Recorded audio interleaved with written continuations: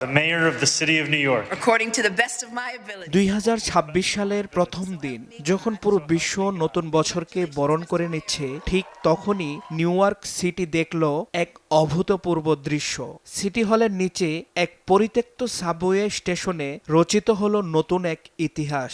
If anyone should hold the public's trust, খ্রিস্টীয় প্রথা ভেঙে 111তম মেয়র জোহরান মামদানি এই প্রথম কোনো মেয়র বাইবেলের বদলে পবিত্র কোরআন ছুঁয়ে শপথ নিলেন। as New York's next school's chancellor. 34 বছর বয়সী এই তরুণ তুর্কি গত 4 নভেম্বরের নির্বাচনে পরাজিত করেছেন প্রভাবশালী প্রার্থীদের। নিউ ইয়র্কের ইতিহাসে তিনি প্রথম মুসলিম, প্রথম দক্ষিণ এশীয় এবং প্রথম আফ্রিকা বংশোদ্ভূত মেয়র।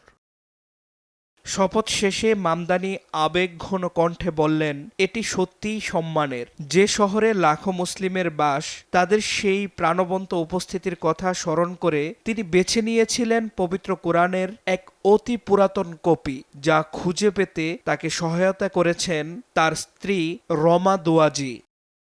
নির্বাচনী লড়াইয়ে তিনি কেবল জীবনযাত্রার মানোন্নয়নের প্রতিশ্রুতিই দেননি, বরং নিজের মুসলিম পরিচয় নিয়েছিলেন গর্বিত ও সোচ্চার। আর তাই তো দক্ষিণ এশীয় তরুণ থেকে শুরু করে প্রবীণ ভোটাররা তাকে ভালোবেসে আগলে নিয়েছেন আপনজন হিসেবে।